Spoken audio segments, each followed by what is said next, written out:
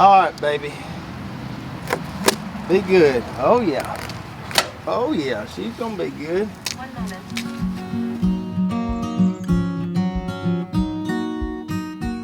What's up, Lazy Dog fam? I hope everybody out there is having an awesome day.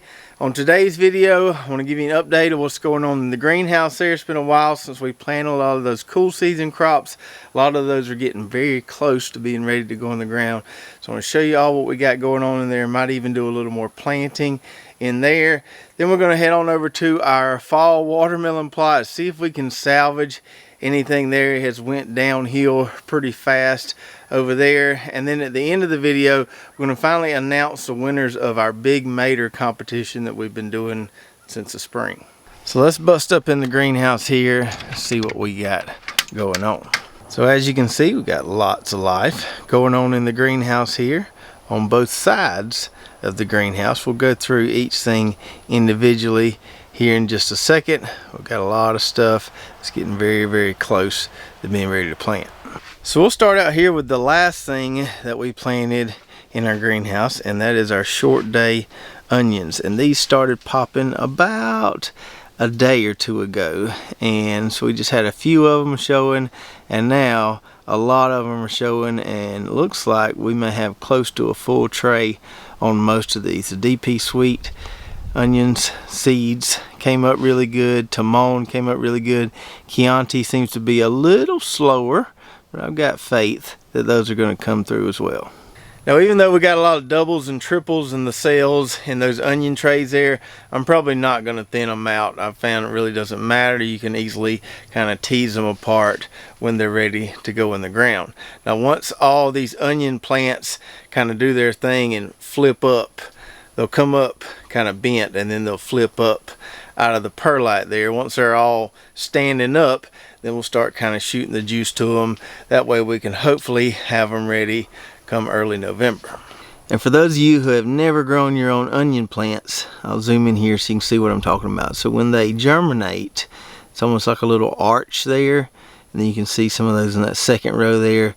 They'll kind of pop up out of the soil that way. So they come up in kind of a U shape, and then the top end of it will kind of flip up in the next day or so. Now, another thing we'll do with these onion plants, which is something I experimented with last year, when they get about 3 inches tall or so, we'll come in here with some scissors and trim the tops. Seems to kind of toughen up the plants a little bit, get a little better transplant survival when you put them in the ground if you toughen them up by trimming the tops in here. Last year I even tried trimming the tops several different times, and it made a really good hardy onion plant. Now, over here on the other side of the greenhouse, we got lots of good looking plants. Got a few things that didn't germinate. I'll tell you about those as we get to them. We'll start out with this tray, which is I think the first one we planted in the greenhouse this fall. We've got our celery right here. It's kicking along nicely. Seems to like that constant fertigation that we're giving them. Seems like we're able to grow out our celery plants a little faster than we did last year. So I'm hoping we can go in the ground with some of those a lot sooner than we did last year. Then we got our dill right here. That could be transplanted right now. Probably going to do that in some of those new raised beds, so we'll put that in when those get ready. Got some cilantro behind that. It's not quite ready to go in the ground, but it's pretty close. And then some parsley behind that. It's getting pretty close as well. And in the second tray, we've got some Savannah mustard and some pak choi kind of on the back half of the tray there. Had a little bit of yellowing early on, as you see there, but it seems like it's growing out of it. I think they'll be just fine. They should take off pretty soon. Now right here, we planted some lettuce, but we only had one come up out of all those cells we planted. We'll readdress that in a minute. I think I may know what happened there. Now, I showed you this Utah tall celery right here that came up really good for us. We need to thin those out a little bit, but those are looking great. We also planted some pelleted celery seed in this tray, a variety called Tango, and not a single one of those rascals germinated. I have no idea what happened here. I don't know if I'm going to try to replant it or not. I may if I feel like it, but I've got plenty of good celery right here to work with. So good thing I did plant some of those year-old Utah tall seeds. Then beside that, we've got some giant sunflowers here. Had some kind of sparse germination in this tray. This was some seeds we saved off a head we grew out earlier this year. These need to go in the ground. I just haven't figured out where to put them. They're kind of getting a little leggy on me, but I need to put those puppies in the ground soon. Now the rest of the stuff in here, as you can see, we got really good germination on.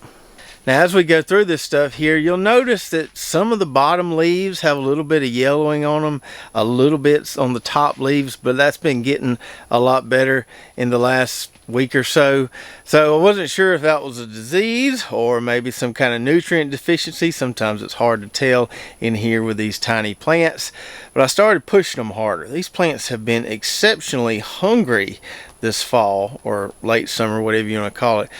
Been having to really up my fertilizer rate on these plants. Not really sure why, but I wasn't fertilizing them that much, just a little bit, and they started looking a little yellow, and then I upped my dosage and they started looking a lot better. So I'm not sure if it was a nutrient deficiency or we're just pushing them out of some, little bit of disease early on.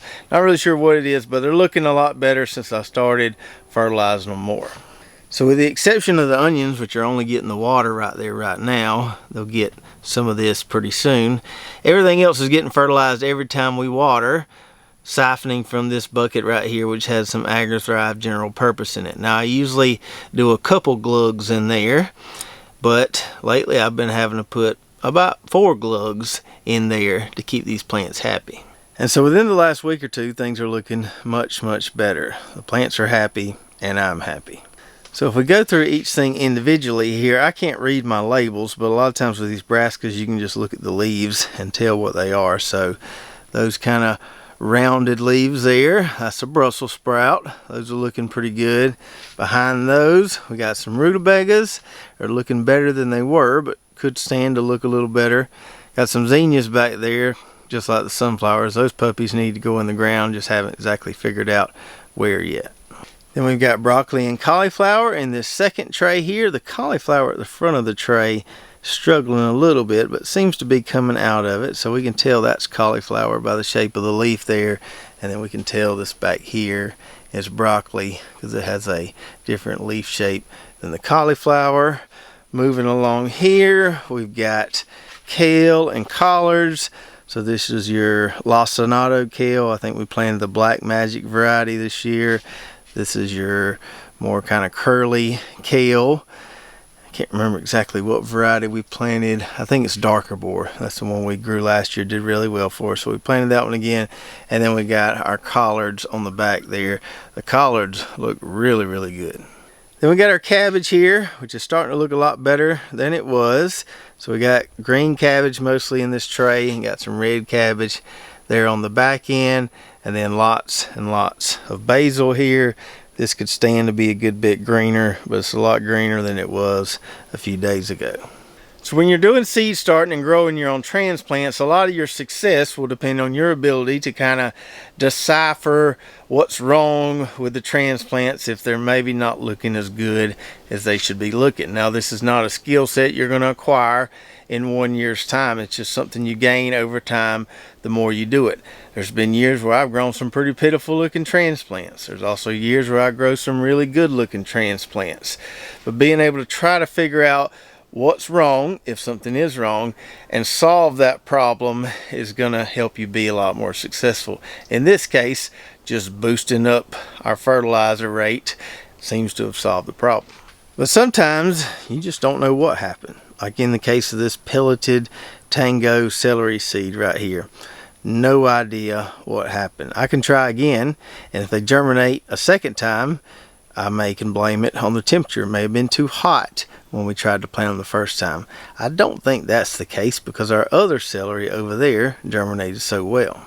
Now with these lettuce seeds here, I think I know the problem. I think these seeds have just lost their vigor, just kind of lost their juice.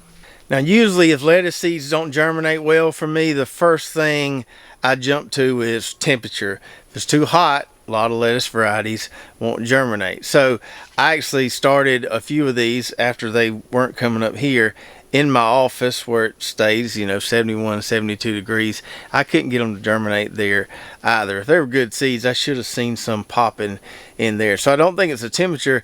I think it's just the fact that sometimes these pelleted seeds don't store well from year to year, and maybe the seeds just went bad on me.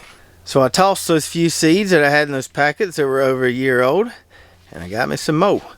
Got one variety here that we had before, and then I just felt like trying some new stuff. Some of this I have planted before. It's just been a long time. So Adriana, that's kind of my favorite butterhead at the moment. We'll be planting that one. This one here, Salvius, is a romaine type. Been a long time since I've grown that one, but I remember it being a good one. Oak leaf lettuce. I don't know that I've ever grown oak leaf lettuce in my garden, but it looks pretty. Looks like it'd be tasty. So I'm gonna do a little oak leaf. This Muir variety is a really good heat tolerant lettuce. I have grown it before, been a long time. So we're gonna add that one back to the rotation. And Cherokee is another one I have grown before, but it's been a while. It's a pretty red lettuce. So at our first lettuce seed starting attempt in here, we only planted about 50 or 60 seeds or so, just kind of a smaller batch there, enough for us, enough to give a few away. Because my plan there was to just kind of succession plant it throughout the fall and winter, that way we had a constant supply. And that's still kind of my plan.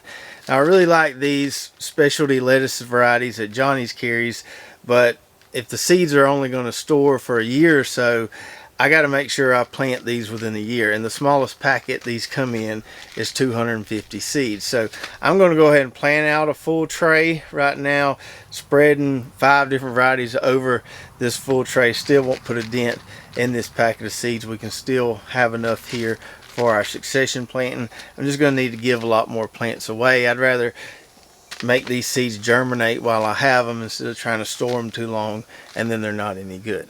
So let's get some Pro Mix in this tray here, and we'll get these lettuce seeds planted real quick like.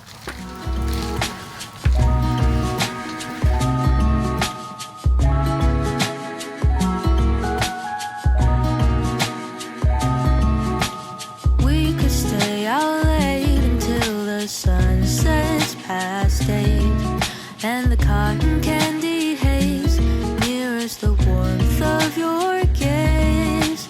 Raise your glass to mine, and as we drink. Okay, so hopefully our second attempt with the lettuce will go a lot better than the first attempt, and we'll be sure to take you guys along as we start putting some of this stuff here in the ground in the next couple weeks.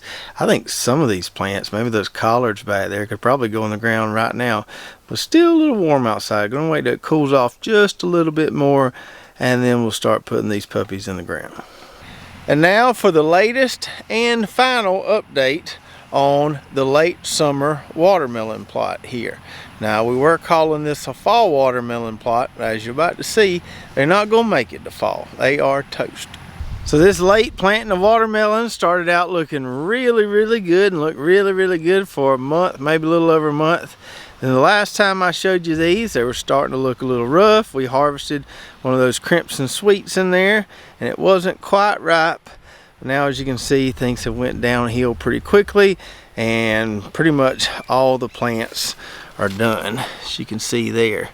Wasn't from a lack of water. Don't really know what caused it, but it is what it is. Now we just have a bit of a weedy mess and a bunch of watermelons out here. I'm not very optimistic that any of these are ripe, but we're going to check a few of them.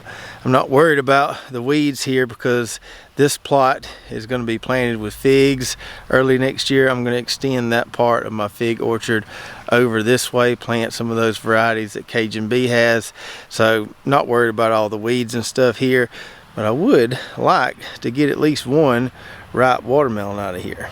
Now a lot of these watermelons out here never got to size, so I don't think they're even worth checking. But a few of these might be. Like this Alibaba right here, that's pretty close to the final size it should be. So we might have a chance there. Now these Bradford watermelons, the ones I was looking forward to the most, never really got to size either. We'll check a few of those, but I'm not very optimistic. May have a few of the crimson sweets that may be promising. We'll see.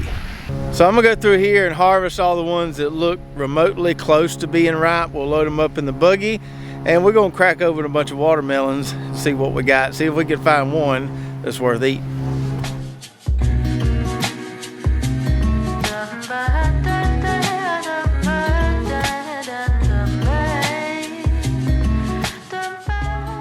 All right, so that ain't quite all of them. That's enough for us to be able to tell if we should get the rest of them or if we should just run over them with the lawnmower. So we got some crimson sweets there, got a few Bradfords there. I don't think there's gonna be nothing to them. Those bush sugar babies didn't hardly do anything. There's one right there. Don't think there's gonna be anything to that one. Now the Alibabas, I'm a little bit hopeful for, not super hopeful. These do have a lot more consistent shape, this planting does, than when we planted them earlier in the year and they were kind of all wonky looking. So I'm gonna go park over by the compost bin because that's where these watermelons are going if they're not any good. And we're just gonna start going through them and hopefully we'll find at least one we can eat. All right, so we're about to play a fun little game of good or no good with these watermelons here. Let's start off with these Bradfords. Probably not gonna be nothing to these. That one did pop right open, but as you can see there, no good. The next Bradford, even more no gooder than the first one. And the third and final Bradford, no good as well. So in the compost pile, all these will go. I really wanted to try one of these Bradford watermelons. We'll have to try again next spring. Okay, now for this one bush sugar baby here. See what we got.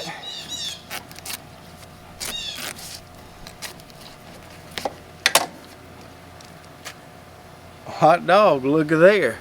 Looky there. Not perfectly ripe, but I believe we got us a little snack here. I didn't eat no lunch, I'm hungry.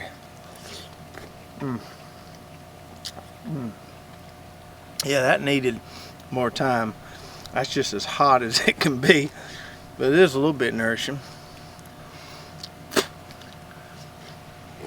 I ain't gonna keep eating that because it could stand to be a little more ripe, but we got pretty close with that one.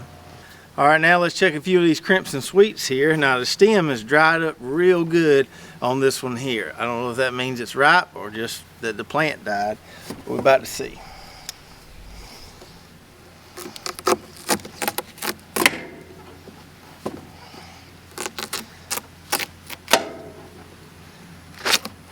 Ooh, doggies.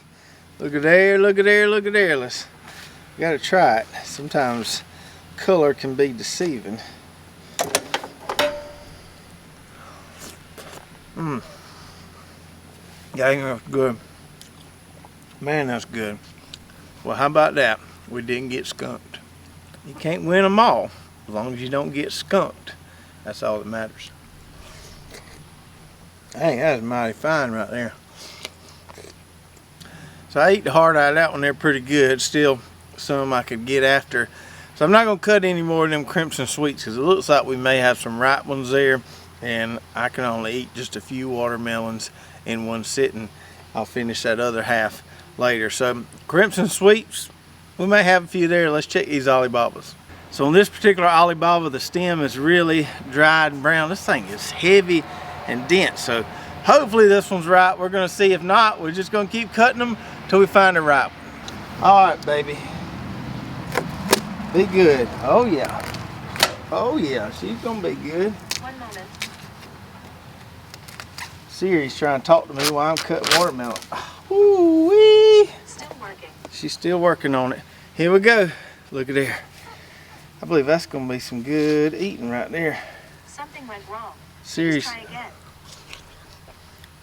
I done got Siri all confused by out here eating watermelon.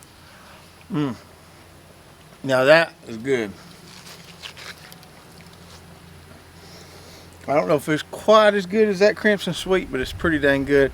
A lot better than the Alibabas I grew earlier in the year. That's pretty good watermelon. Maybe those ones I grew earlier this year was just runts, because the size, the shape on these look a lot better, and this one tastes a lot better. I'm almost back to full strength now. A couple more bites I believe would get me there. So here's my conclusions on this little experiment. Were our late summer watermelons as productive as those we grew in the spring and summer? No, they weren't. Did we get some good watermelons to eat? Yeah, we did. Might have to open up a few to find one, but we'll find one sooner or later. Can it be done? Oh yeah, it can be done. Now I'm all sticky and nasty. I gotta get wrenched off. But before we do that, I promised I'd tell you about the winners for our big mater competition. Now this started out as a little friendly competition between me and Eddie over at Poor Boy's Little Homestead. And if you haven't seen his channel, go check it out. I'll put a link in the description below. So as Eddie and I got to talking more about the competition, we just decided we'd open up to all the viewers, and we would offer a prize for the person who could grow the biggest Kellogg's breakfast mater and the biggest Big Zack mater. And the prize was going to be a jug of AgriThrive fertilizer. Now, as far as the competition between myself and Eddie, Eddie whooped me. I can't remember exactly how big a mater he grew, but it was a good bit bigger than any of the ones I grew. So Eddie gets the belt there. Now, as far as our viewers go, we had a lot of good submissions, and I'll try to throw the pictures of the winning maters up on the screen here. So for the Kellogg's breakfast, we had Paul Billiard grew a 2-pound, 13-ounce Kellogg's breakfast mater. That's quite an impressive mater there, Paul. And then we had Big Will Cheney. He grew a Big Zack mater that was 2 pounds 2 ounces. So those are our two winners there.